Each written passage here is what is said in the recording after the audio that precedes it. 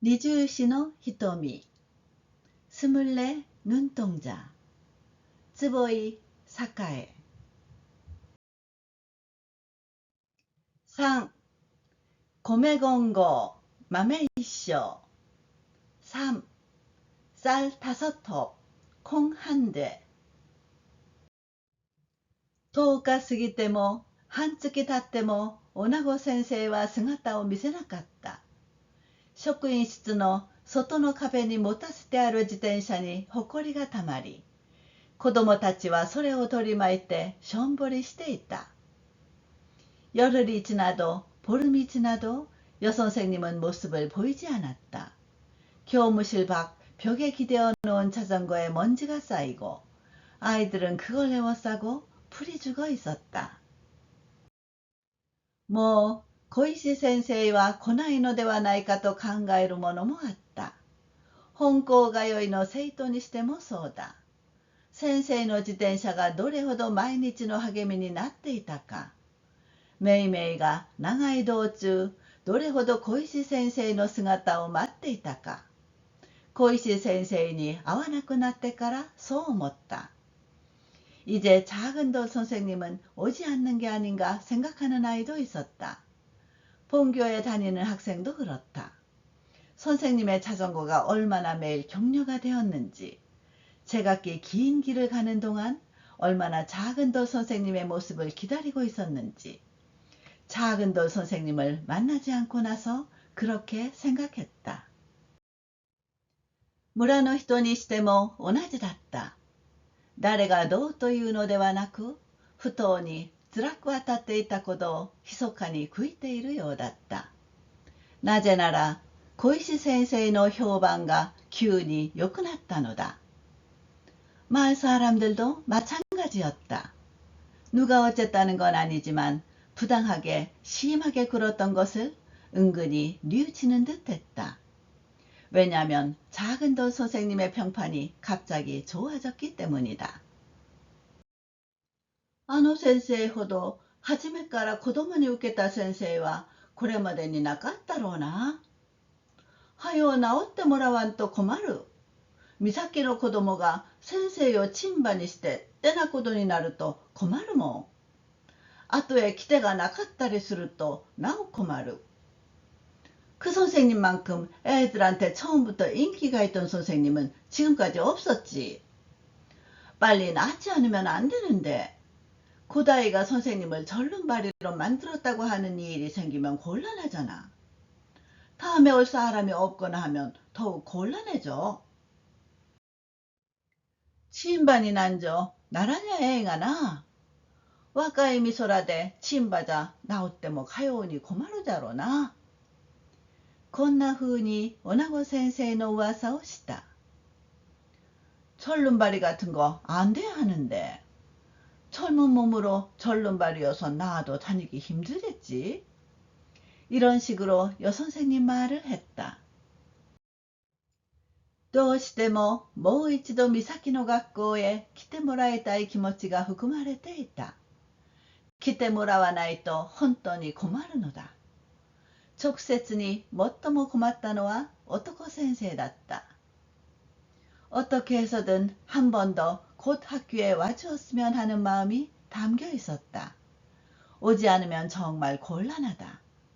직접적으로 가장 곤란한 건 남 선생님이었다. 小さな村の小学校では昇華は一週一度だった。その1時間を男先生は持て余したのだ。女子先生が休み出してから初めのうちは習った歌を合唱させたり、長寿らしい子供に読書をさせたりした。작은 마을 초등학교에서는 창간은 일주일에 한 번이었다. 그 한 시간을 남 선생님은 힘겨워했다. 여 선생님이 쉬기 시작하고 나서 처음에는 배운 노래를 합창시키거나 잘하는 듯한 아이에게 독창을 시키기도 했다. そうして一月ほどは済んだが、いつまでもごまかすわけにもいかず、そこで男先生はとうとうオルガンの稽古を始め、そのために汗を流した。先生は声を上げて歌うのである。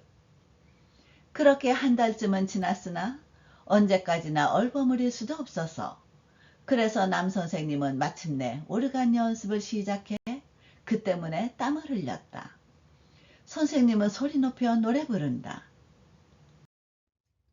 히히히 후미미미 히히히무이 도도도레미미미 소소소라소 と発音するところを年寄りの男先生はヒヒヒフミンミンミという。それは昔男先生が小学校の時に習ったものであった。ミンミンミンミフフフヒヒフミヒヒヒヒフミンミンミヒヒヒムイ도도도레 민민미 솔솔솔라솔 하고 발음해야 하는 곳을 나이든 남 선생님은 히히히후 민민미라고 한다. 그건 옛날 남 선생님이 초등학교 때 배운 것이었다. 민민민미 후후후 히히후미히 唱歌は土曜日の3時間目と決まっている。嬉しく楽しく歌って別れて日曜日を迎えるという寸法の時間割であったのが、子供にとっても先生にとっても急に面白くない土曜日の3時間目になってしまった。男先生にとってはなおのことである。참가는 토요일 3교시로 정해져 있다. 기쁘고 즐겁게 노래하고 헤어져 일요일을 맞이한다는 계획의 시간표였던 것이 아이에게 있어서도 선생님에게 있어서도 갑자기 재미없는 토요일의 3교시가 되어버렸다. 남 선생님에게는 더욱 그렇다. 木曜日頃になるともう男先生は土曜日の3時間目が気になりだし、そのために急に気短になってちょっとのことで生徒に当たり散らした。脇見をしたと言っては叱りつけ、忘れ物をしてきた生徒を後ろに立たせた。목요일쯤 되면 벌써 남 선생님은 토요일 3교시가 신경 쓰이기 시작했고, 그 때문에 갑자기 성질이 급해져 별것도 아닌 일로 학생들에게 마구 화풀이했다. 곁눈 팔았다며 꾸짖고 물건을 두고 온 학생을 뒤에 세웠다. 男先生、この頃怒りばっかりするようになったな。好かんようになったな。どうしたんじゃろな。子供たちが不思議がるその訳を一番よく知っている男先生の奥さんは密かに心配してそれとなく男先生を助けようとした。金曜日の夜になると奥さんは内職の抜寒真田をやめてオルガンのそばに立ち先生を励ました。남 선생님이 요즘 화만 내고 그러네. 안 좋아졌어. 왜 그럴까? 아이들이 의아해하는 그 이유를 가장 잘 아는 남 선생님의 사모님은 은근히 걱정하며 넌지시 남 선생님을 도우려 했다. 금요일 밤이 되자 사모님은 부업인 보릿집 짜기를 그만두고 오르간 곁에 서서 선생님을 격려했다. 私が生徒になりますわ。なってくれ。豆ランプがチロチロ揺らぎながらオルガンと二人の年寄り夫婦の姿を照らしているところは、もしも女の子がこれを見たら震え上がりそうな光景である。闇と光の工作の中で先生と奥さんは歌い交わしていた。제가 학생이 될게요. 그래, 되죠. 꼬마 등불이 깜빡깜빡 흔들리며 오르간과 두 노부부의 모습을 비추고 있는 곳은 만약 여자아이가 이것을 본다면 부들부들 떨 것 같은 광경이다. 어둠과 빛이 교차하는 속에서 선생님과 사모님은 같이 노래 부르고 있었다. 히히히 후민민미 히히히무히 옥산 닭개가 웃다이 소련이 오르간の調子が合うまでにはだいぶ夜も更けた。村はもう一軒残らず寝静まっていることでかえって気兼ねでもしているように、奥さんは豆ランプを消してから足探りで部屋に戻りながら、ほーっとため息をし、ひそやかに話しかけた。ヒヒヒフミンミンミ、ヒヒヒムイ. 사모님만이 노래했고 게다가 오르간과 곡조를 맞추기까지는 꽤 밤도 깊었다. 마을은 이제 한 집도 남김없이 잠들어 고요해서 오히려 신경이라도 쓰듯 사모님은 꼬마 등불을 끄고 발끝으로 더듬어 방에 돌아가며 휴 한숨을 쉬고 조용히 말을 건넸다. 오나고 센세이 뭐 에라이苦労かけますな。うん。しかし向こうにすりゃもっと苦労じゃろうって。そうですとも。あんたのオルガンどころじゃありませんわ。足一本折られたんですもん。여 선생님도 꽤나 고생시키네요. 응. 하지만 저쪽 입장에선 더 고생일 거야.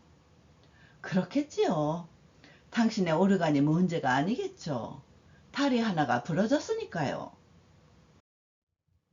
もしかしたら大石先生はもう戻ってこんかもしれんぞ。先生よりもあの母親の方がえらい剣幕だったもんな。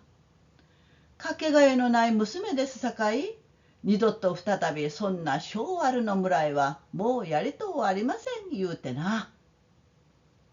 어쩌면 오이시 선생님은 이제 돌아오지 않을지도 몰라. 선생님보다도 그 어머니가 상당히 노하셨어. 둘도 없는 딸이니까 두 번 다시는 그런 성질 나쁜 마을에는 이제 보내고 싶지 않아요. 라면서. そうでしょうな。しかし、来られんなら来られんで、代わりの先生が来てくれんと困りますな。人に聞かれたら困るとでも言うように内緒声で言って、恨めしそうにちらりと海の向こうを見た。그렇겠지요. 하지만 못 오시면 못 오시는 대로 교대할 선생님이 와주지 않으면 곤란하지요. 남이 들으면 곤란하기라도 하다는 듯이 나지막이 말하고는 원망스러운 듯 힐끗 바다 건너를 보았다. 一本松の村も静かに眠っているらしく、星屑のような遠い日がかすかに瞬いている。こんな夜更けにこんな苦労をしているのは自分たちだけだと思うと、女子先生が恨めしかった。외솔마을도 고요히 잠들어 있는 듯 별조각처럼 먼 등불이 희미하게 깜빡이고 있다. 이런 밤늦은 시간에 이런 고생을 하는 것이 자기들 뿐이라고 생각하니 여 선생님이 원망스러웠다. あれ以来、奥さんもまた一役買って4年生5人の裁縫を受け持っていたのだ。しかし雑巾差しの裁縫はちっとも苦労ではなかった。まるで手まりでもかがるように丁寧に刺すのを1時間の間代わる代わるに見てやればそれで済む。그 이후 사모님도 또한 한 역할을 맡아 4학년 5명의 바느질을 담당하고 있었다. 그러나 걸레 매는 바느질은 조금도 힘들지 않았다. 마치 실공이라도 감치듯이 정성껏 꿰매는 것을 1시간 동안 돌아가며 봐주면 그만이다. だが消化だけは何としてもオルガンが難しい。オルガンは裁縫するようには手が動かないからだ。それを一生懸命弾きこなそうとする男先生の勉強ぶりは奥さんにとっては神々しいようでさえあった。하지만 참가만은 아무래도 오르간이 어렵다. 오르간은 바느질하듯 손이 움직이지 않기 때문이다. 그것을 열심히 제대로 치려는 남 선생님의 노력하는 모습은 사모님에게는 거룩해 보이기조차 했다. 10月だというのに男先生はたらたら汗を流していた。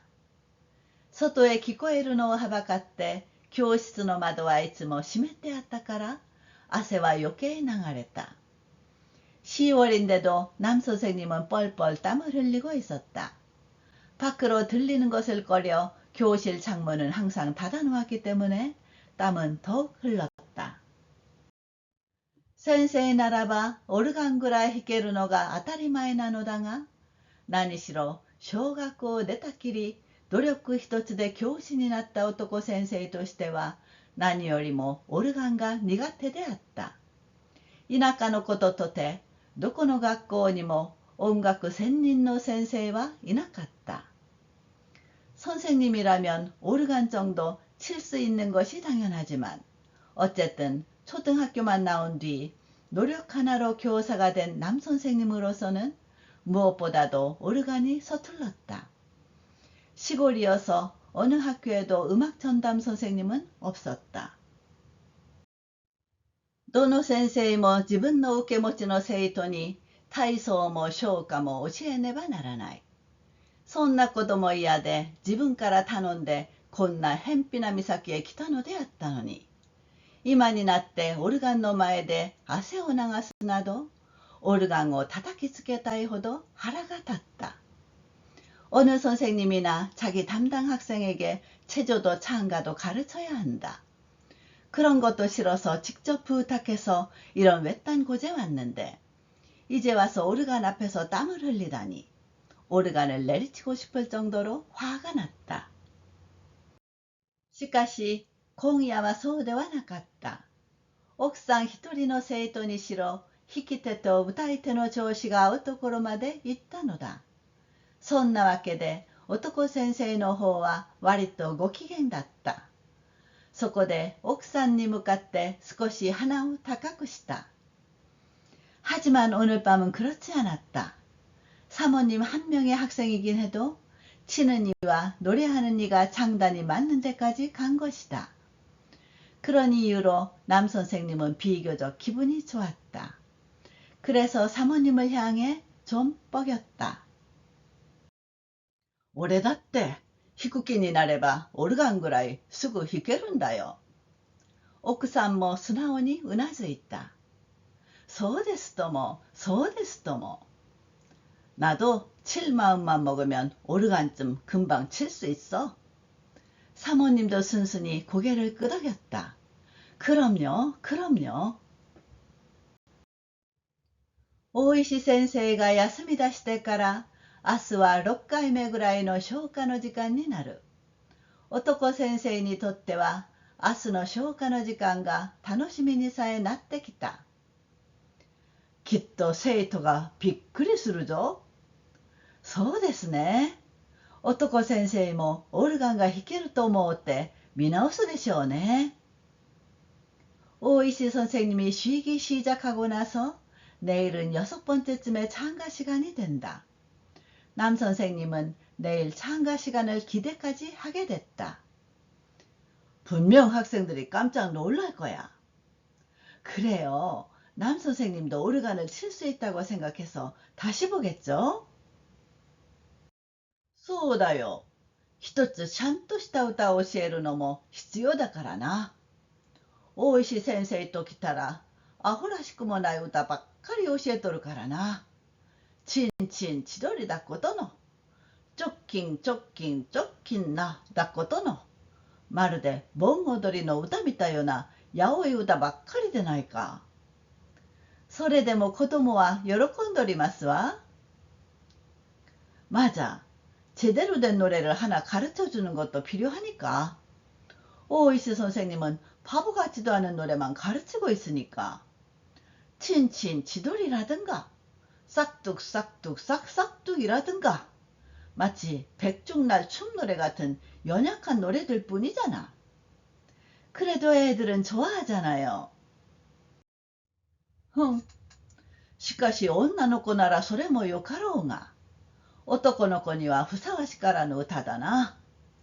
ここらで一つ、わしが大和魂を奮い起こすような歌を教えるのも必要だろう。生徒は女ばっかりでないんだからな。奥さんの前で胸を張るようにして事のついでのように、今のさっきまで二人で稽古をした唱歌を歌った。하지만 여자아이라면 그래도 좋겠지만 남자아이에겐 어울리지 않는 노래야. 여기서 한번 내가 일본 정신을 불러일으킬 노래를 가르치는 것도 필요하겠지. 학생은 여자만 있는 게 아니니까. 사모님 앞에서 가슴을 활짝 펴고 내침김에 하듯이 조금 전까지 둘이서 연습한 찬가를 불렀다. 침비키노 이와와 엄먹가라즈. 쉿!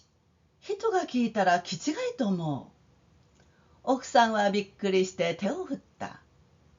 1000명이 끄는 바위는 무겁지 않아. 쉬! 사람들이 들으면 미쳤다 그러겠어. 사모님은 깜짝 놀라 손을 흔들었다. そしていよいよあくる日、昇華の時間が来ても生徒はのろのろと教室に入った。どうせ今日もまたオルガンなしに歌わされるのだと思って運ぶ足も軽くなかったのだろう。그리고 드디어 다음 날 창가 시간이 와도 학생들은 느릿느릿 교실로 들어갔다. 어차피 오늘도 또 오르간 없이 노래를 시킬 거라 생각해 옮기는 발도 가볍지 않았을 것이다.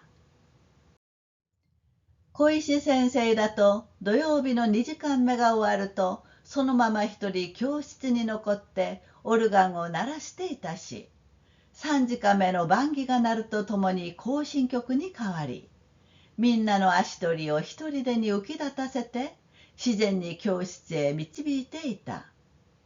작은 돌 선생님은 토요일 2교시가 끝나면 그대로 홀로 교실에 남아 오르간을 치고 있었고 3교시 판목이 울리는 동시에 행진곡으로 바뀌어 모두의 발걸음을 저절로 들뜨게 해서 자연스럽게 교실로 이끌고 있었다.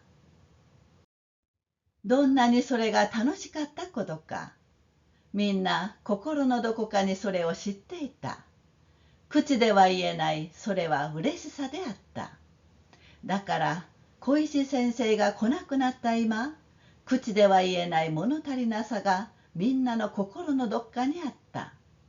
それを気づくというほどでなく、みんなには気づいていたのだ。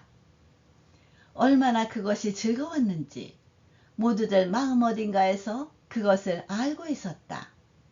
입으로는 말할 수 없는 그것은 기쁨이었다. 그래서 작은 돌 선생님이 안 오시게 된 지금 입으로는 말할 수 없는 아쉬움이 모두의 마음속 어딘가에 있었다. 그걸 알아차린다고 할 정도는 아니나 모두는 알아채고 있었다.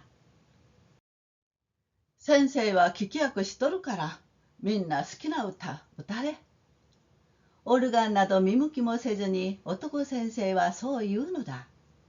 歌えと言われてもオルガンが鳴らぬと歌はすぐには出てこなかった。出てきても調子っぱずれだったりする。선생님은 듣는 역할을 할 테니까 다들 좋아하는 노래 불러. 오르간 따위는 거들떠 보지도 않고 남 선생님은 그렇게 말한다.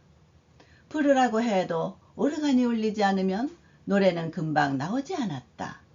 나와도 장단이 어긋나거나 한다. ところが今日は少し違う。教室に入ると男先生はもうオルガンの前にちゃんと腰掛けて待っていた。女子先生とは少し調子が違うが、ブブーっとお辞儀の合図も鳴った。그런데 오늘은 좀 다르다. 교실에 들어서자 남 선생님은 벌써 오르간 앞에 제대로 앉아 기다리고 있었다. 여 선생님과는 조금 상태가 다르지만 부부하고 인사하는 신호도 울렸다. みんなの顔におやという色が見えた。2枚の黒板にはいつも女子先生がしていたように右側には楽譜が、左側には今日習う歌が縦書きに書かれていた。모두의 얼굴에 어라 하는 기색이 보였다. 두 장의 칠판에는 언제나 여선생님이 하셨듯이 오른쪽에는 악보가, 왼쪽에는 오늘 배우는 노래가 세로로 적혀 있었다. 치비키노 이와 치비키노 이와와 오모가라즈国家に尽くす義はおもしことあるその日敵あるその日降り来るやだまのただ中をおかして進みて国のため、尽くせや男の本分を、責心を。천명이 그으는 바위. 천명이 그으는 바위는 무겁지 않다. 국가에 바치는 의는 무겁다. 이 일 터진 그날, 적 생긴 그날, 날아오는 화살의 한복판을 무릅쓰고 전진해 나라를 위해 바치라 남아의 본분을 적심을. 肝心には全部振り仮名が打ってある。男先生はオルガンの前から教壇に来て、いつもの授業の時のようにひっちくだけの棒の先で、一語一語を指し示しながら、この歌の意味を説明し始めた。まるで就寝の時間のようだった。한자에는 전부 발음이 달려있다. 남 선생님은 오르간 앞에서 교단으로 와 여느 수업 때처럼 조릿대 막대 끝으로 한 글자 한 글자를 가리키며 이 노래의 의미를 설명하기 시작했다. 마치 수신 시간 같았다. いくら繰り返してこの歌の深い意味を解き聞かしても飲み込める子供は幾人もいなかった。1年生が真っ先に、2年生が続いてガヤガヤガヤガヤ。3年生と4年生の中にもこそこそこそこそささやき声が起こった。と突然ピシッとひっちくだけが鳴った。아무리 되풀이해서 이 노래의 깊은 뜻을 설명해줘도 이해하는 아이는 몇 명도 없었다. 1학년이 제일 먼저, 2학년이 이어서 왁자지껄 왁자지껄, 3학년과 4학년 중에도 서건서건 서건서건 속삭이는 소리가 일었다. 그러자 갑자기 탁 하고 조릿대 치는 소리가 났다. 教壇の上の机を激しく叩いたのである。途端にざわめきはやみ、鳩のような目が一斉に男先生の顔を見つめた。男先生は厳しく、しかし一種の優しさを込めて、大石先生はまだ当分学校へ出られんちゅうことだから、これから男先生が評価も教える。よく覚えるように。교단 위의 책상을 거칠게 친 것이다. 순간 웅성거림은 그치고 비둘기 같은 눈이 일제히 남 선생님의 얼굴을 쳐다보았다. 남 선생님은 엄하게 그러나 일종의 자상함을 담아 오이시 선생님은 아직 당분간 학교에 못 나오신다니. 앞으로 남 선생님이 차한가를 가르친다. 잘 외우도록. そう言ったかと思うと、オルガンの方へ行き、うつむき込んでしまった。まるでそれを恥ずかしがってでもいるように見えた。しかもその姿勢で男先生は歌い出したのである。ヒヒヒフミンミンミヒヒヒムイ하이. 그렇게 말하더니 바로 오르간 쪽으로 가서 고개를 숙여버렸다. 마치 그것을 부끄러워하기라도 하는 것처럼 보였다. 게다가 그 자세로 남 선생님은 노래 부르기 시작한 것이다. 히히히후 민민미 히히히무이 시작. 生徒たちは急に笑い出してしまった。ドレミファを男先生は昔流に歌ったのである。しかしいくら笑われても今さらドレミファにして歌う自信が男先生にはなかった。학생들은 갑자기 웃음을 터뜨리고 말았다. 도레미파를 남 선생님의 옛날식으로 노래한 것이다. 하지만 아무리 웃어도 이제 와서 도레미파로 부를 자신이 남 선생님에게는 없었다. そこでとうとうひふみよいむなひ、ドレミの音階から始めて男先生流に教えた。そうなるとなったで生徒たちはすっかり喜んだ。みみみみふふふひひみひふふふふひみひひひひむひみ。그래서 마침내 히흐미요 이문아이 도레미의 음계부터 시작해서 남 선생님식으로 가르쳤다. 그렇게 하자 그런대로 학생들은 완전히 기뻐했다. 미미미미 후후후 히히미히 후후후후 히미 히히히히 무히미 これではまるで気違いが笑ったり怒ったりしているようだ。たちまち覚えてしまって、その日から大流行りになってしまった。誰一人その勇壮活発な歌詞を歌って男先生の意図に沿おうとするものはなく、いいいいむいみと歌うのだった。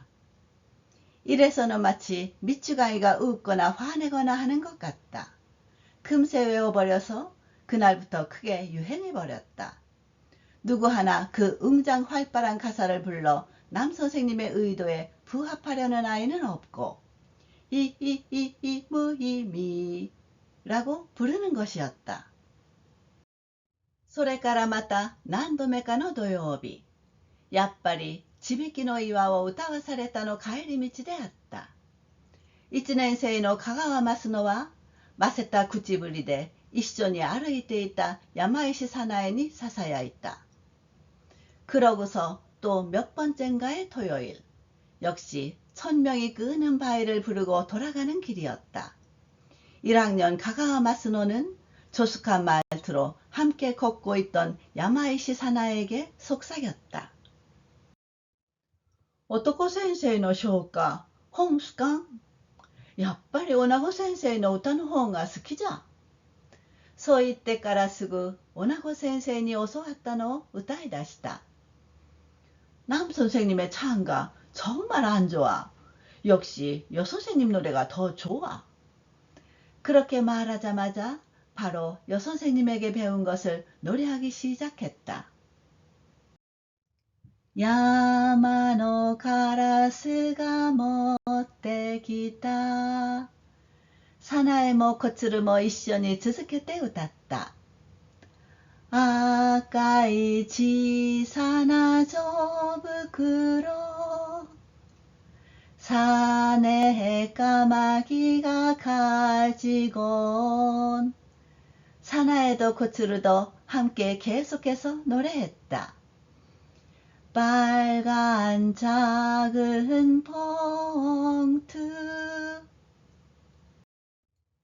お昼きりの1年生の女の子ばかりが固まっていた。女子先生、いつになったら来るんじゃろうな。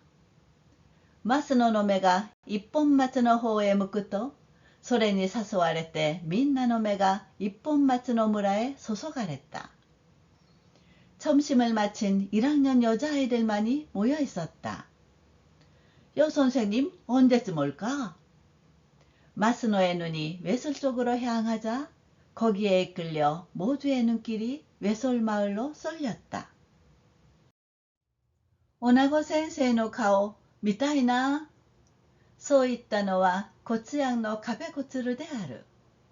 通りかかった孫気の岡田磯吉とキッチンの徳田吉次が仲間に入ってきて、口真似で、女子先生の顔見たいな。いつしかそれは実感になってしまったらしく、立ち止まって一緒に一本松の方を見た。여 선생님 얼굴 보고 싶다. 그렇게 말한 건 고츠양인 갑의 고츠루이다. 지나가던 손긴 오카다이소 기치와 기친인 도쿠다 기치지가 무리로 들어와 말 흉내를 내며 여 선생님 얼굴 보고 싶다. 어느새 그게 실감이 되어버린 듯 멈춰서서 함께 외솔 쪽을 보았다. 오나우先生、入院しとるんだ。孫気が聞いたことを聞いた通りに言うと、コツヤンが横取りして、入院したのは初めのことじゃ。もう退院したんだ。うちのお父ちゃん、昨日道で先生に会うた、酔ったもん。여 선생님 입원해 있대. 손기가 들은 것을 들은 대로 말하자 고치양이 가로채서 입원한 건 처음이야. 벌써 퇴원했대. 우리 아버지 어제 길에서 선생님을 만났다고 했어. それでコツルは誰よりも先に顔が見たいと思いついたらしい。チリリンヤの彼女の父親は、船と陸と両方の便利屋だった。昨日は第8車を引いて町まで行ったのである。그래서 고츠루는 누구보다 먼저 얼굴을 보고 싶다는 생각이 든 것 같다. 7일잉야인 그녀의 아버지는 배와 육지 양쪽의 심부름꾼이었다. 어제는 대형 침수레를 끌고 동네까지 갔었다. 少なくも一日おきぐらいに入り江を取り巻く町や村を頼まれた用を足してぐるぐる回ってくるチリリンヤは、船や車にいろんな噂話も一緒に積み込んで戻ってきた。적어도 하루 걸러 네 해를 둘러싼 동네와 마을을 부탁받은 용무로 빙빙 도는 지리리야는 배와 차에 이런저런 세상 이야기도 함께 싣고 돌아왔다. 大石先生の怪我がアキレス腱が切れたということも、2、3ヶ月はよく歩けまいということも、それらはみんな腰に鈴をつけて歩き回っているチリリンヤが聞いてきたものだった。大石선생님의 부상이 아킬레스건이 끊어졌다는 것도, 두세 달은 잘 걷지 못한다는 것도, 그런 건 모두 허리에 방울을 달고 다니는 지리링야가 듣고 온 것이다. そんならもうすぐに先生来るかしら。はよ来るとええけんどな。早苗が目を輝かすと、小鶴はまたそれを横取りして、来られるもんか。まだ足が立たんのに。そして小鶴は少し調子に乗って、女子先生区へ行ってみるか、みんなで。그럼 이제 곧 선생님 오시려나? 빨리 오면 좋을 텐데. 사나이가 눈을 반짝이자 고츠르는 또 그걸 가로채서 올 수 있겠어? 아직 발이 안 서는데. 그리고 고츠르는 조금 우쭐해져서 여 선생님 집에 가볼까? 다 같이. 이때오 이때 그릇도 히토리の顔を見回した。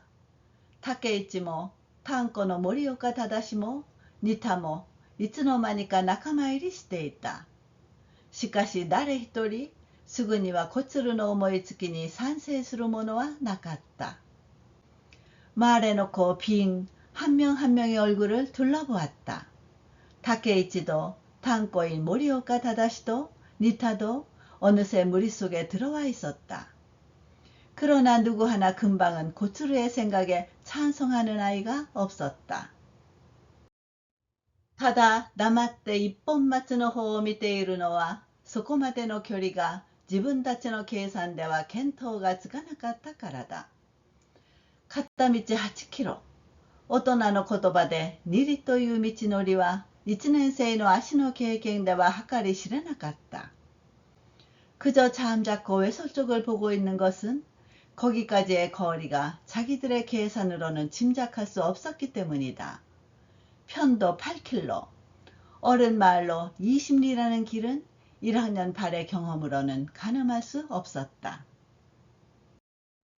途方もない遠さであり、海の上からは一瞬で見渡す近さでもある。ただ、氏神様より遠いということは少し怖かった。彼らはまだ誰一人一本松まで歩いていたものがないのだ。터무니없는 먼 거리이며 바다 위에서는 한순간에 바라다보는 가까움이기도 하다. 다만 수호신을 모신 선앙당보다 멀다는 건 좀 무서웠다. 그들은 아직 누구 하나 외솔까지 걸어간 아이가 없는 것이다. その途中にある本村の氏神様へは、毎年の祭りに歩いたり船に乗ったりして行くのだが、そこから先がどのくらいなのか誰も知らない。たった一人ニタがついこの間一本町より一つ先の町へ行ったことがある。그 도중에 있는 본촌의 수호신님에게는 매년 열리는 축제에 걷거나 배를 타거나 해서 가는데, 거기서부터 다음이 어느 정도인지 아무도 모른다. 단 한 명, 니타가 바로 얼마 전 외솔보다 하나 더 저쪽 마을에 간 적이 있다. しかしそれは氏神様の下からバスに乗って一本松のそばを通ったというだけのことだった。それでもみんなはニタを取り巻いた。ニタ、氏神様から一本松まで何時間ぐらいかかった? 그러나 그것은 선앙당 밑에서 버스를 타고 외솔 옆을 지나갔다는 것뿐이었다. 그래도 모두는 니타를 애워쌌다. 니타, 선앙당에서부터 외솔까지 몇 시간쯤 걸렸어?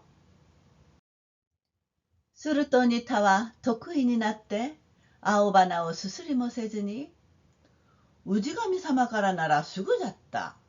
バスがな、ブブーってラッパ鳴らしよって、一本松のとこ突っ走ったもん。まんじゅう一つ食うて島は落ちじゃったど。그러자 니타는 신이 나서 신느런 콧물을 훌쩍거리지도 않고 선앙당에서부터라면 금방이었어. 버스가 빵빵 하고 나팔 소리 내며 외솔이는데 내달렸어. 찐빵 하나 다 먹지도 못할 새였어. 어떻게? 만주 一つなら1分間で食えら。竹市がそう言うと、川本松江が西口美佐子になと同意を求めながら、なんぼバスが早うても1分間のはずがないわな。거짓말 마. 찐빵 하나면 1분 만에 다 먹어. 타케이치가 그렇게 말하자 가모토 마츠에가 니시구치 미사코에게 그치? 하고 동의를 구하면서 아무리 버스가 빨라도 1분일 리가 없어. 그치? みんなの反対に遭うとニタはムキになり、そうやって僕、氏神様のとこで食いかけたまんじゅうがバスを降りてもまだちゃんと手に持っとったもん。 모두의 반대에 부딪히자 니타는 정색을 하고, 그래도 나 선앙당 있는 데서 먹던 찐빵을 버스에서 내려서도 아직 분명히 손에 쥐고 있었단 말이야. 험마까? 험마자. 유비끼리자 거의. 야씨, 유비끼리 쓰는가이. 진짜야? 진짜야. 손가락 걸자. 이리 와. 좋아. 손가락 걸게 하면 돼. それでみんなは安心をした。ニタが生まれて初めて乗ったバスの珍しさにまんじゅうを食べるのも忘れて、運転手の手元を見ていたなど誰も考えなかった。그래서 모두는 안심했다. 니타가 태어나서 처음 탄 버스의 신기함에 찐빵 먹는 것도 있고 운전기사의 손놀림을 보고 있었다는 등 아무도 생각하지 않았다. ただ、ともかくもニタだけがバスに乗ったことと、一本松のまだ次の町で降りるまでまんじゅう一つを食べる間がなかったことと、この二つから割り出して、氏神様から一本松までの遠さを大したことではないと思った。다만 어쨌든 니타만이 버스를 탄 것과 외솔에 그 다음 동네에서 내릴 때까지 찐빵 하나를 먹을 틈이 없었다는 것, 이 두 가지로 산출해내서 선앙당에서 외솔까지의 먼 거리를 대수롭지 않다고 여겼다. たとえ自転車に乗ってとはいえ、女子先生は毎日あんなに朝早く一本松から通っていたではないか。と、そんなことも遠さとしてより近さとしてみんなの頭に浮かんだらしい。 비록 자전거를 타고서라고는 하지만 여선생님은 매일 그렇게 아침 일찍 외솔에서 다니고 있지 않았던가. 그러자 그런 것도 멀기보다는 가까움으로 모두의 머리에 떠올랐던 것 같다. そんな気持ちの動いている時に対岸の海沿いの道にバスが走っているのが見えたからたまらない。小さく小さく見えるバスは全くあっというほどの間に走って林の中へ姿を消した。 그런 기분이 돌고 있을 때 건너편 바닷길에 버스가 달리고 있는 것이 보였으니 견딜 수 없다. 작고 작게 보이는 버스는 정말 눈 깜짝할 사이에 달려 숲속으로 모습을 감추었다.ああ、生きた。マスノが頓強に叫んだ。なんということなく、男の子にさえ力を持っているマスノの一声である。ああ、가고 싶다。マスノが얼빠진 듯 소리쳤다. 왠지 남자아이에게조차 힘을 가진 마스노의 한마디다. 이거야. 응, 이거? 타다시도 다케이치가 산세이시다. 이거? 走って못 얼어? 소자. 가자? 그래, 가자. 타다시와 다케이치가 찬성했다. 가자. 뛰어갔다 뛰어 돌아오자. 그래. コツルと松江が飛び飛びして勇み立った。黙っているのはサナエと片桐琴枝だけである。サナエは持ち前の無口からであったが、琴枝の方は複雑な顔をしていた。うちのことを思い出していたのであろう。コツルは松江が펄쩍 뛰며 씩씩하게 나섰다. 잠자코 있는 것은 사나이와 가타길이 고도해뿐이다. 사나이는 타고난 과묵함 때문이었지만 고도해 쪽은 복잡한 얼굴을 하고 있었다. 집안일이 생각났을 것이다. 고토양, 이칸노? 코츠루가 도가메다테루ように言うと、琴やんはますます不安な表情になり、おばんに通ってから。琴やん、안 돼? 코츠루가 나무라는 듯이 말하자 고토양은 점점 더 불안한 표정이 되어 할머니한테 물어보고서 その小さな声には自信がなかった。1年生の琴枝を頭に5人兄弟の彼女は背中にいつも子供のいないことがなかった。数え年5つぐらいから彼女は子守役を引き受けさせられていたのだ。그 작은 목소리에는 자신이 없었다. 1학년인 고토에를 선두로 5 형제인 그녀는 등에 항상 아이가 없는 적이 없었다. 세는 나이로 5살 정도부터 그녀는 애보기 역할을 맡고 있었다.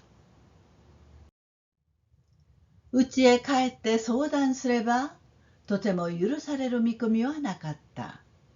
そしてまたそれはサナエや松江やコツルも同じであった。みんなシュンとして顔を見合った。집에 가서 상의하면 도저히 허락받을 가망이 없었다. 그리고 또 그것은 사나에와 마츠에와 고츠르도 마찬가지였다. 모두 풀이 죽어 얼굴을 마주보았다. 가조의 도시 10歳になるまでは遊んでもよいというのが昔からの子供の掟のようになっていたが、遊ぶといってもそれは本当に自由に遊ぶのではなく、いつも弟や妹を連れたり、赤ん坊をおんぶしての上でのことだった。本当に好き勝手に遊んでよいのは一人っ子のマスノとミサコだけだ。새는 나이 10살이 될 때까지는 놀아도 된다는 것이 옛날부터 아이들의 규칙처럼 되어 있었지만, 논다고 해도 그것은 정말 자유롭게 노는 것이 아니라 항상 동생을 데리고 다니거나 아기를 업은 채로의 일이었다. 정말 마음대로 놀아도 되는 것은 외동인 마스노와 미사코뿐이다. 琴枝の一言はみんなにそれを思い出させたが、しかし思いとどまることはできない空気だった。飯食べたらそーっと抜け出してこうや。コツルが乗りかかった船だとでも言うようにみんなをけしかけた。琴枝한마디는 모두에게 그것을 상기시켰지만 그러나 단념할 수는 없는 분위기였다.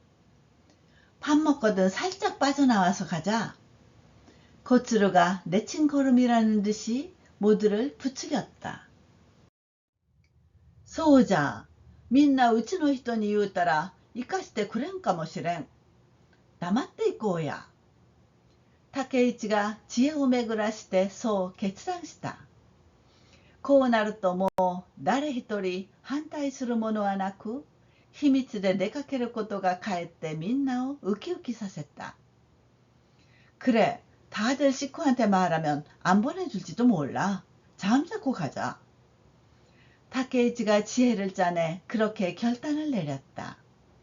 이렇게 되자 이제 누구 하나 반대하는 아이도 없고 비밀로 가는 것이 오히려 모두를 설레게 했다. そーっと抜け出してな。鳩の上ぐらいから一緒になろう。ただしがそう言うと、そう性格の増野は一層細かく頭を使い、鳩の上はよろずやのばあやんに見つかるとうるさいから、やぶのとこぐらいにしようや。살짝 빠져나와서 부두 위층부터 함께 가자.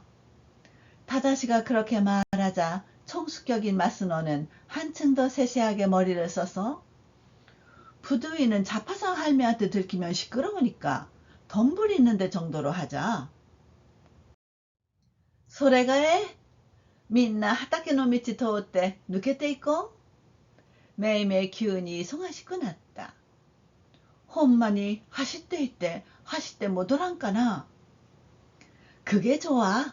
모두 바퀴를 지나서 빠져나가자. 각자 갑자기 바빠졌다. 정말로 뛰어갔다 뛰어 돌아올 수 있을까? 냉오したのは琴恵である。みんなが走って帰ってゆく後から琴恵は考え歩いた。どう考えても黙って抜け出す工夫はないように思えた。自分だけはやめようか。확인 다짐을 한 것은 고토에이다. 모두가 뛰어 집으로 돌아가는 뒤에서 고토에는 생각하며 걸었다.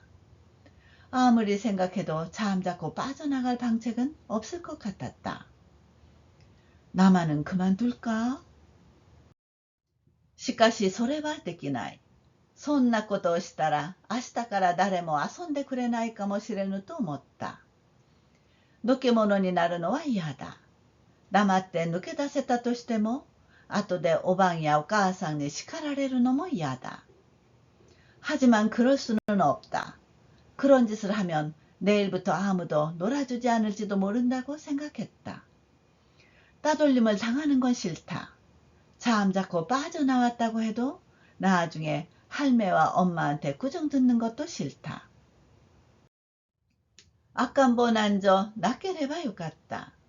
そう思うと、いつもは可愛い赤ん坊のたけしの顔が憎らしくなり、一日ぐらいほったらかしたくなった。彼女の足は急に後戻りをし、畑の方へ歩いていった。藪が見え出すと走った。誰かに見つかりそうでドキドキした。아가 같은 거 없었으면 좋았을 텐데. 그렇게 생각하자 언제나 귀여운 아기 타케시 얼굴이 미워져서 하루 정도 내버려 두고 싶어졌다. 그녀의 발은 갑자기 뒷걸음질 쳐서 밭 쪽으로 걸어갔다. 덤불이 보이자 달렸다. 누군가에게 들킬 것 같아서 두근거렸다. 2時間後のことである。子供について真っ先に心配しだしたのは琴恵のおばんであった。腹も減ろうのに何こそしよるやら。2시간 후의 일이다. 아이에 대해 가장 먼저 걱정하기 시작한 것은 고토의 할매였다.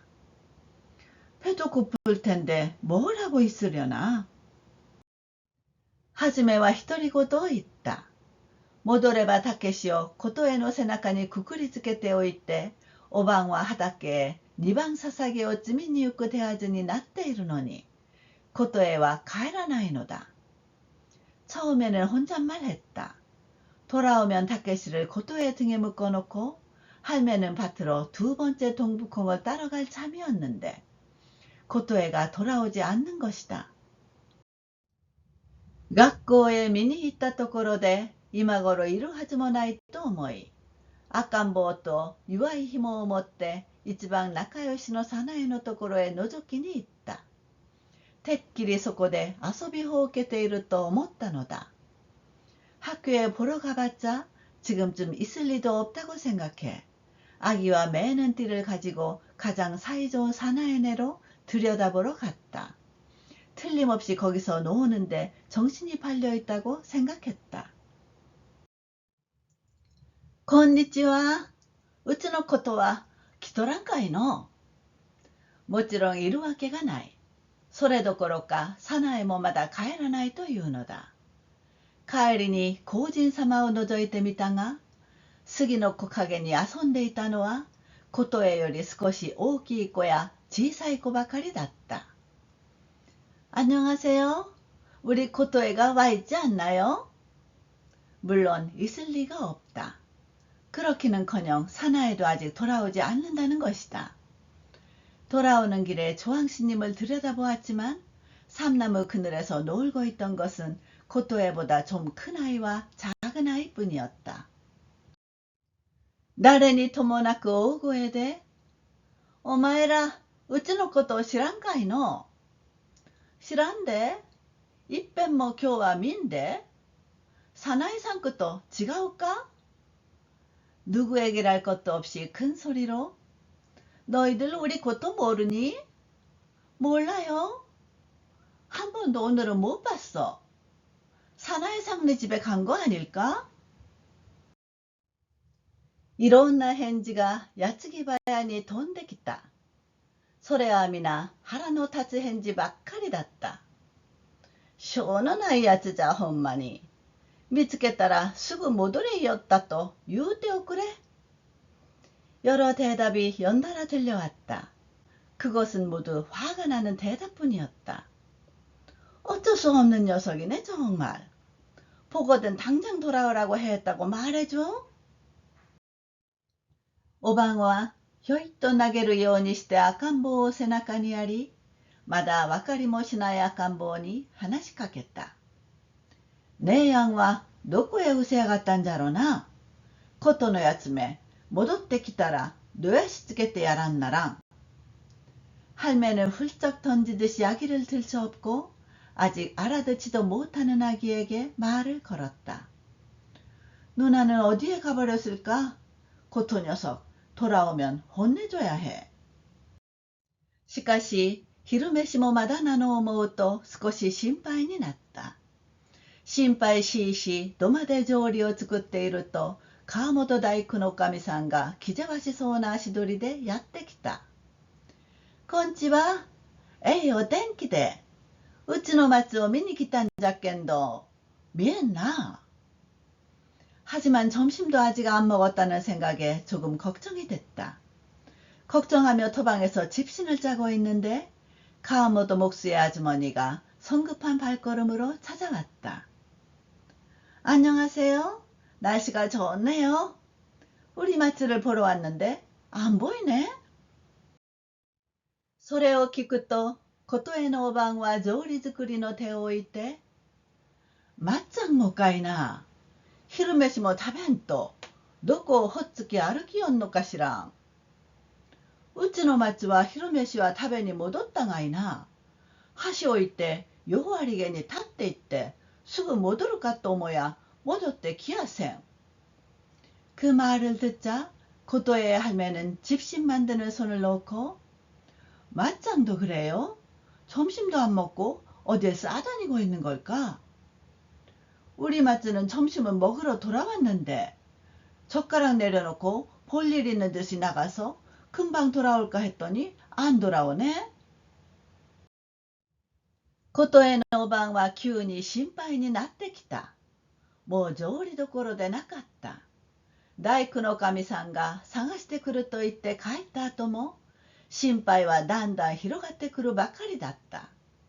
出たり入ったり、立ったり座ったり、落ち着かなかった。고토의 할매는 갑자기 걱정되었다. 이젠 집신 짤 때가 아니었다. 목순의 아주머니가 찾아오겠다며 돌아간 뒤에도 걱정은 점점 커져만 갔다. 나갔다가 들어왔다가 섰다가 앉았다가 침착하지 못했다. 무리もない。遊びたい盛りじゃもん。毎日子守ばっかりじゃ謀反も起こしたかろう。ポトンと涙が落ちた。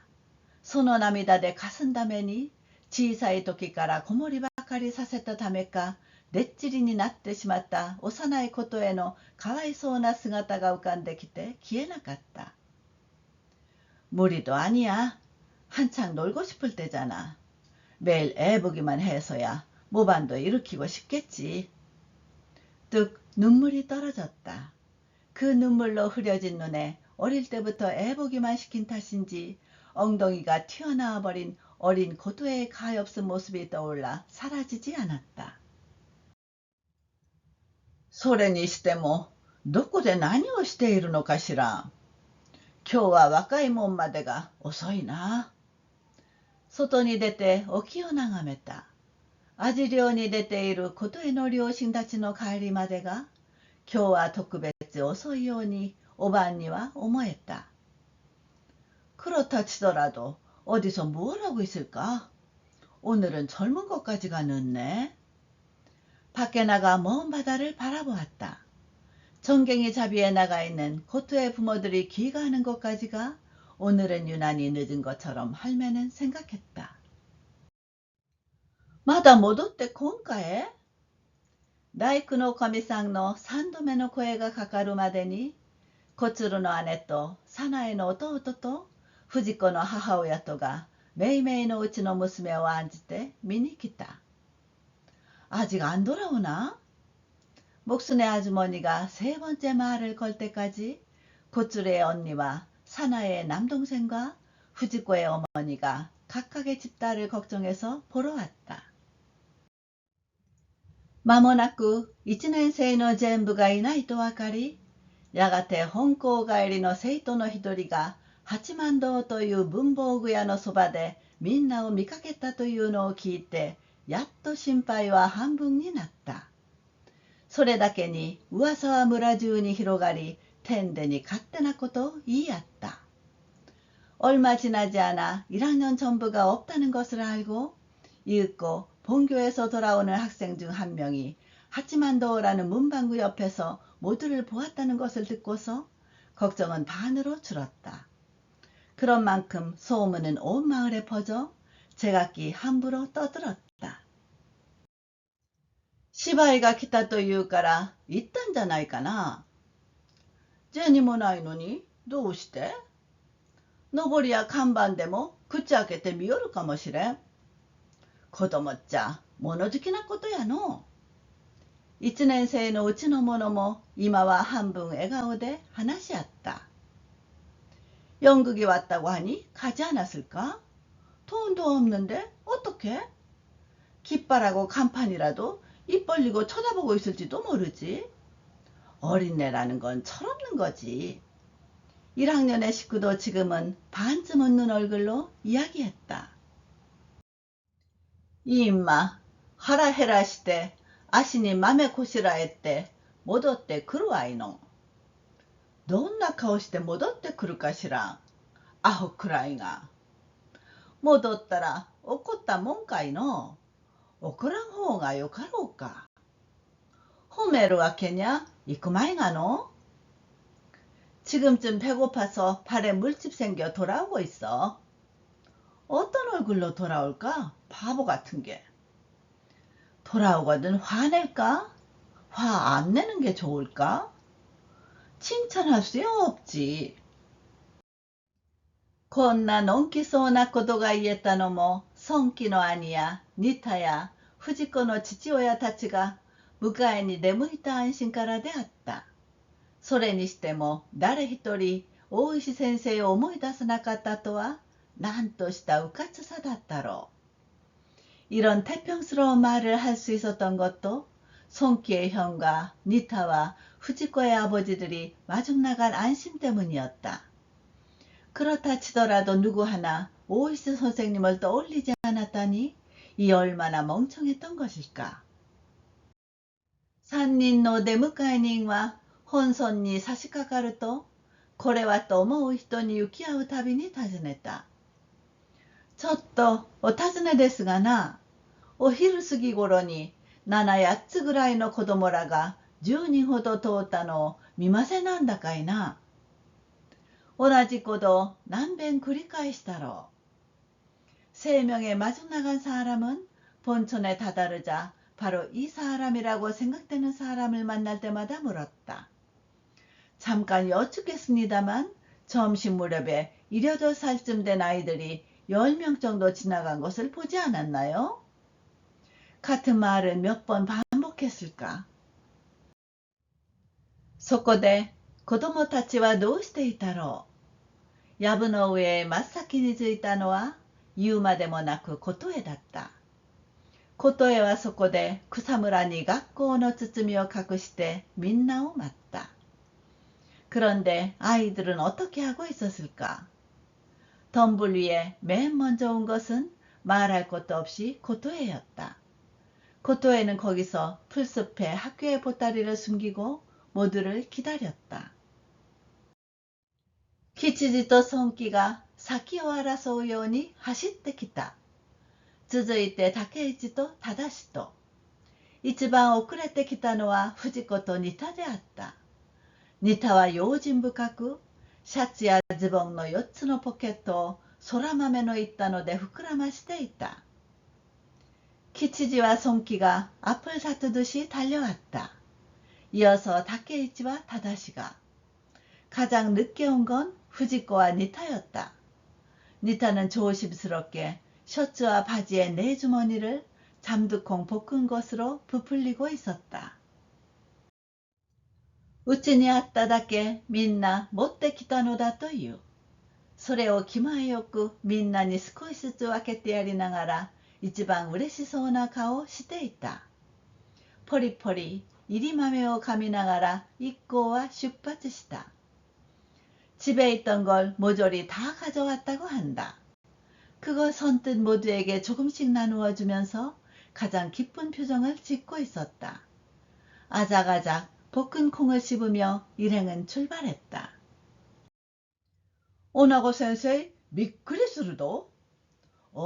喜ぶど. 고토의一人は先頭に立ってみんなを振り返った。走って行って走って帰るはずなのに、誰も彼ものんびりと歩いていると思った。여 선생님 깜짝 놀랄 거야. 기뻐할 거야. 고토의 혼자가 앞장서 가다 모두를 돌아보았다. 뛰어갔다 뛰어 돌아와야 하는데 너도 나도 한가롭게 걷고 있다고 생각했다.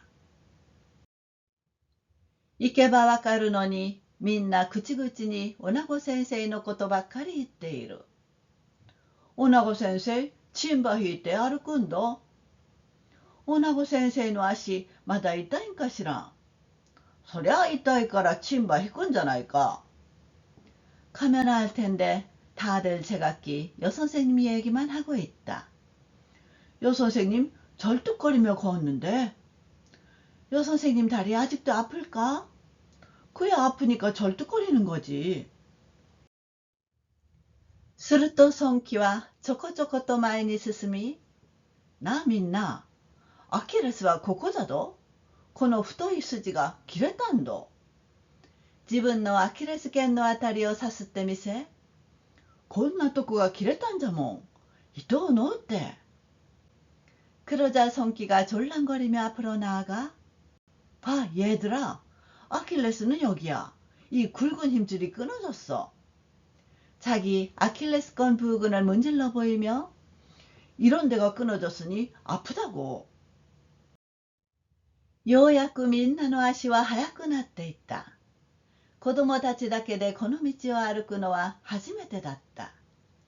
山ひだを一つ過ぎるごとに新しい眺めが現れて飽きなかった。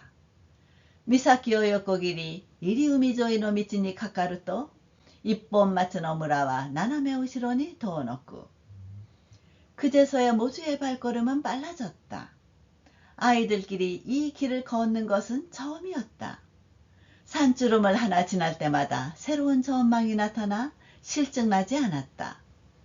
고질 가로질러 내해 연변길에 접어들자 외솔마을은 비스듬히 뒤로 멀어진다. それだけ近くなっているのが嘘のような気がして心細くなったが、誰も口には出さない。やがてはるか彼方に本校帰りの生徒の塊が見えた。みんなハッとして顔を見合わせた。그만큼 가까워진 것이 거짓말 같아 불안해졌지만 아무도 입 밖에 내지 않는다. 이윽고 저 멀리 본교에서 돌아오는 학생 무리가 보였다. 모두 깜짝 놀라 얼굴을 마주보았다. 가꾸레 가꾸레 오이석이대. 마스노의一声は後の11人を猿のようにすばしこくさせ、かや山の中へ走り込ませた。ガサガサと音がしてかやが揺れた。じっとして音さしたらいかん。숨어 숨어 서둘러. 마스노의 한마디는 나머지 11명을 원숭이처럼 날렵하게 해서 띠풀 속으로 뛰어들게 했다. 파스락파스락 소리가 나면서 띠풀이 흔들렸다. 가만히 있어. 소리 내면 안 돼. 마스노가 으스이唇をそらして少しつった切れ長の目に物を言わせると、竹市や忠までが声も体も潜めてしまった。みんなの背の倍もありそうな笹ヶ谷の山は12人の子供を隠してさやさやとなった。마스노가 얇은 입술을 젖히고 약간 눈꼬리가 위로 올라간 째진 눈으로 위력을 발휘하자 타케이치와 다다시까지 목소리도 몸도 낮추어 버렸다. 모두의 키보다 갑절이나 될 것 같은 띠풀사는 12아이를 숨기고 사락사락 소리났다. しかし気づかれずに大きな生徒たちをやり過ごせたのは実にマスノの起点であった。彼女に睨まれるとみんなは猫のようにおとなしくなるのだ。그러나 눈치채지 못하고 큰 학생들이 지나간 것은 실로 마스노의 기지였다. 그녀가 노려보면 모두는 고양이처럼 얌전해진다. 미사키の道を出ていよいよ本村に入る頃からみんなは自然と小声にしゃべっていた。一本松の村までにはいくつかの町や村のたくさんの部落があった。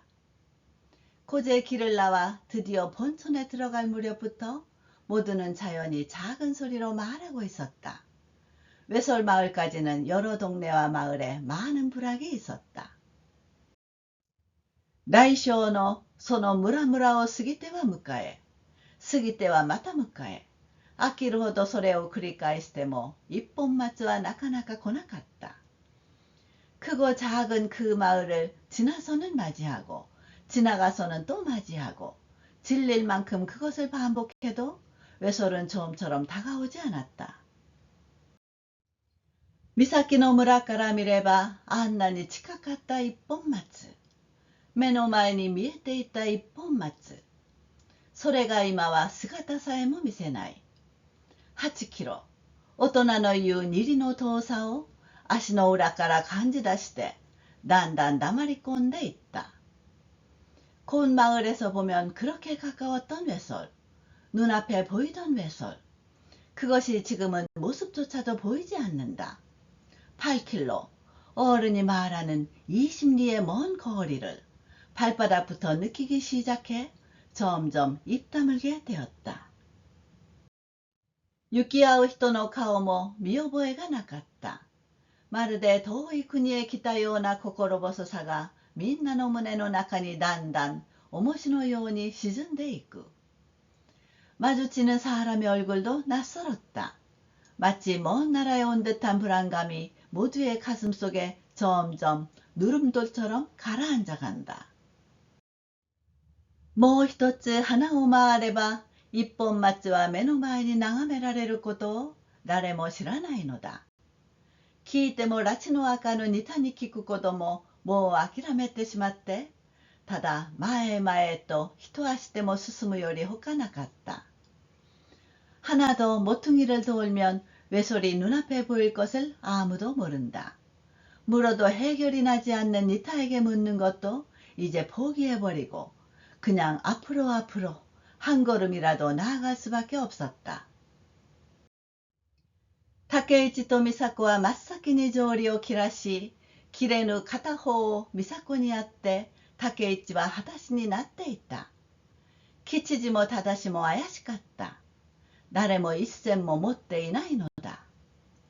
타케이치와 미사코는 맨 먼저 집신이 끊어져 안 끊어진 한쪽을 미사코에게 줘서 타케이치는 맨발이 되어 있었다. 키치지도 다다시도 미심쩍다. 아무도 한 푼도 가지고 있지 않은 것이다. 조리와 帰るわけがない。裸足で帰らねばならないだろうことは、歩いて来た道の遠さと考え合わせて、条理の切れかけた者の気持ちは余計惨めだった。집신을 살 수 있을 리가 없다. 맨발로 돌아가야 할 것을 걸어온 길의 먼 거리와 합쳐 생각하니 집신이 끊어지려 하는 아이의 기분은 더욱 비참했다. 突然、琴恵が泣き出してしまった。昼飯抜きの彼女は疲れ方もまた早かったろうし、我慢できなくなったのだろう。道端にしゃがんで、と声を出して泣いた。갑자기 고토에가 울음을 터뜨리고 말았다. 점심을 안 먹은 그녀는 피곤함 또한 빨랐을 것이고 참을 수 없게 되었을 것이다. 길가에 쭈그리고 앉아 소리내어 울었다. すると、美佐子と藤子が誘われてしくしくやりだした。みんなは立ち止まってポカンとした顔で泣いている三人を見ていた。自分たちも泣きたいほどなのだ。元気づけてやる言葉など出てこなかった。그러자 미사코와 후지코가 따라서 훌쩍훌쩍하기 시작했다. 모두는 멈춰서서 멍한 얼굴로 울고 있는 세 사람을 보고 있었다. 자기들도 울고 싶을 정도이다. 기운을 북돋워줄 말 따위는 나오지 않았다. キビスを返せばよいのだ。もう帰ろうや、と誰かが言えばよいのだ。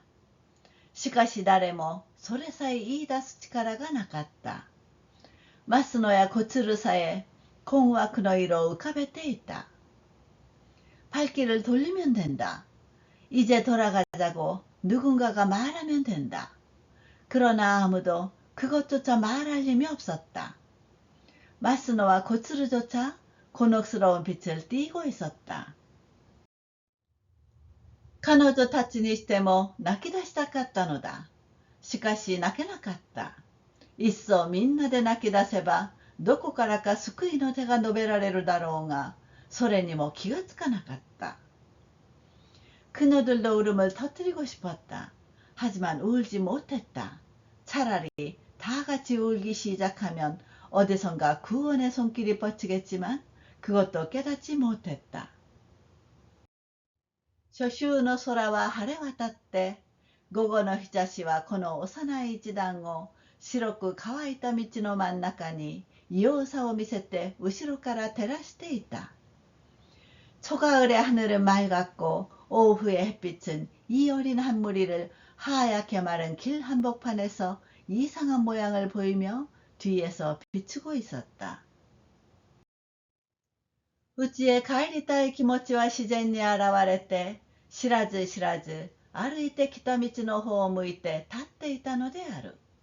その前方から警笛とともに銀色の乗り合いバスが走ってきた。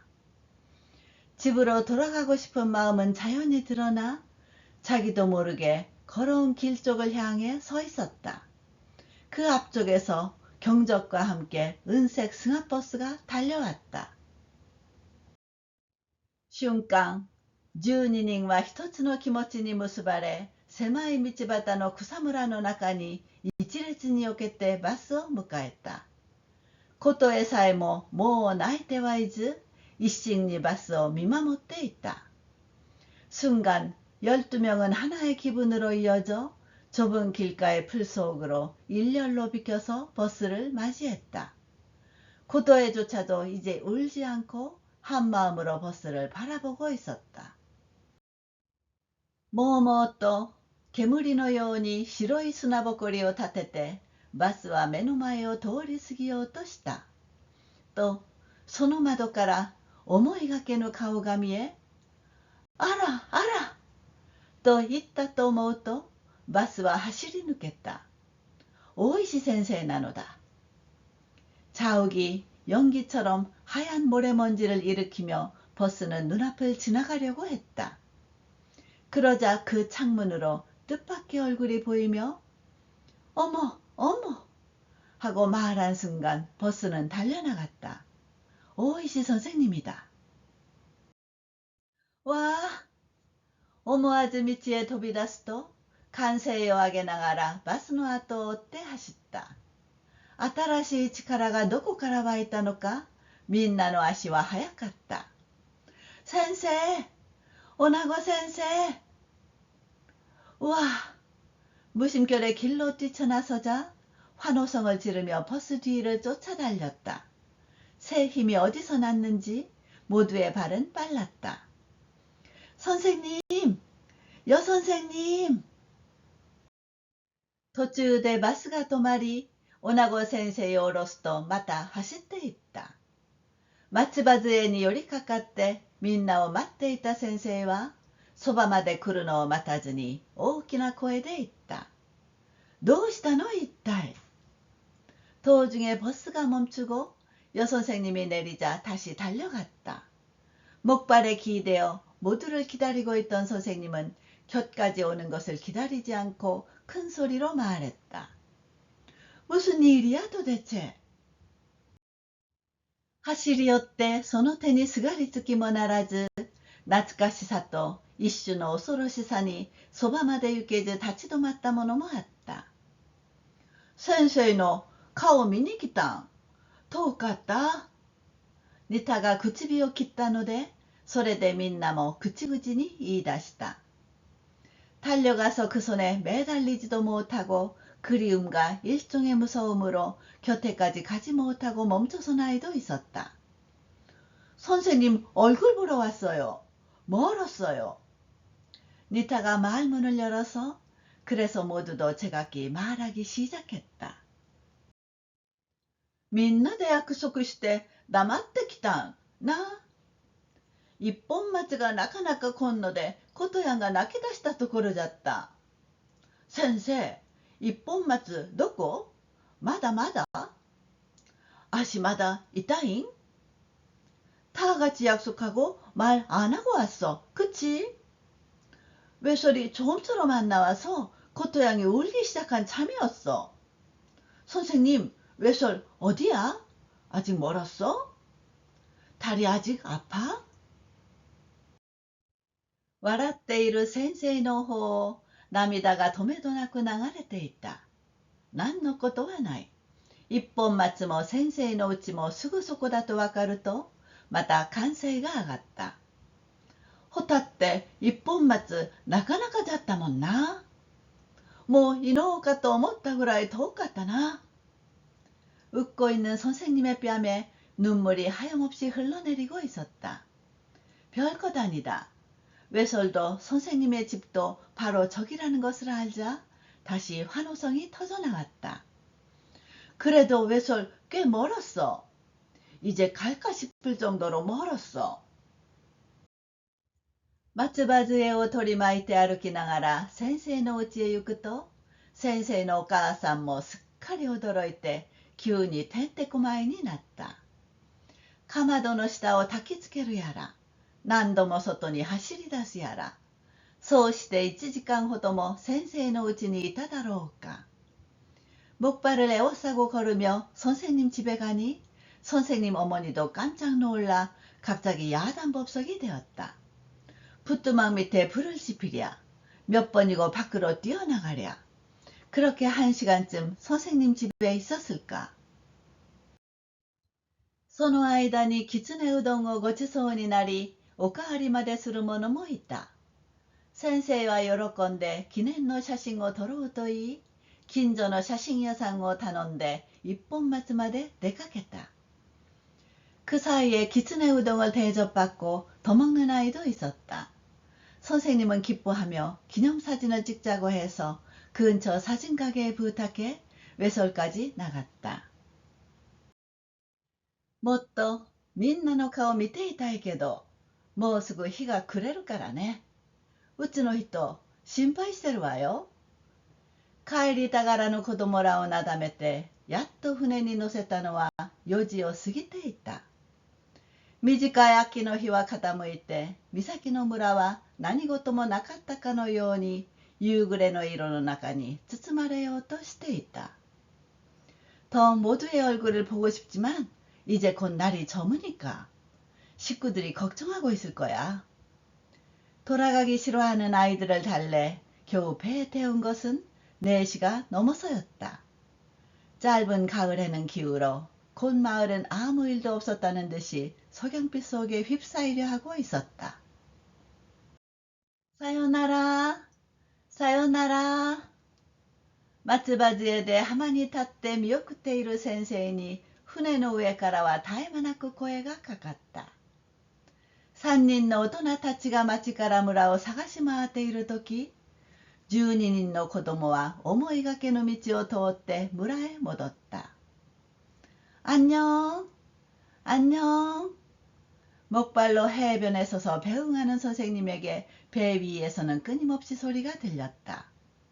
3명의 어른들이 동네에서 마을로 찾아다니고 있을 때 12명의 아이는 뜻하지 않은 길을 지나 마을로 돌아왔다. 와이! 야이! 時ならぬ沖合からの叫びに岬の村の人たちは度肝を抜かれたのである。叱ってはみても結局は大笑いになって大石先生の人気は上がった。うわー! 야! 때 아닌 먼 바다에서 들리는 외침에 곤마을 사람들은 간떨어지게 놀랐다. 야단을 쳐봐도 결국은 크게 웃었고 오이시 선생님의 인기는 높아졌다. その翌々日、チリリン屋の第8車には珍しい荷物が積み込まれた。あんまり細かいので、チリリン屋はそれをリンゴの空き箱にまとめて村を出て行った。みちみちいろんな用足しをしながら一本松まで来ると、リンゴの箱をそのまま担いで歩き出した。그 다다음 날, 치리링 야의 큰 짐수레에는 진귀한 짐이 실렸다. 너무 작아서 치리링 야는 그걸 사과 빈 상자에 모아서 마을을 나갔다. 가는 길에 여러 용물을 보면서 외솔까지 오자 사과 상자를 그대로 메고 걷기 시작했다. 고시노 스즈가 리링 리린 또足を交わすごとになり続け、やがてリッと鳴りやんだのが大石先生のうちの縁先である。チリリンヤのリンの音は、どこからか何かが届けられる時の挨拶である。言い訳はあまり必要でなかった。허리에 방울이 딸랑딸랑 발을 바꿀 때마다 계속 울리더니 읽고 딸깍 하고 그만 울린 것이 오이시 선생님 댁의 마루 앞이다. 치리링야의 방울 소리는 어디선가 무언가가 전달될 때의 인사이다. 설명은 그다지 필요하지 않았다. はい、米ゴンゴの豆一升。こいつは軽いぞ。煮干しかな。はい、もう一つ。米一升の豆ゴンゴ。자, 쌀 5톱에 콩 1대. 얘는 가볍네? 멸치인가? 아이쿠, 하나 더. 쌀 1대, 콩 5톱. 小さな袋をいくつも取り出して縁側の板の間に積み重ねた。袋には名前が書いてある。それは皆義理がたい岬の村から大石先生への見舞いの米や豆だった。작은 자루를 몇 개나 꺼내 툇마루에 마루에 포개어 쌓았다. 자루에는 이름이 적혀 있다. 그건 모두 의리가 깊은 곤마을에서 오이시 선생님을 문병하는 쌀과 콩이었다.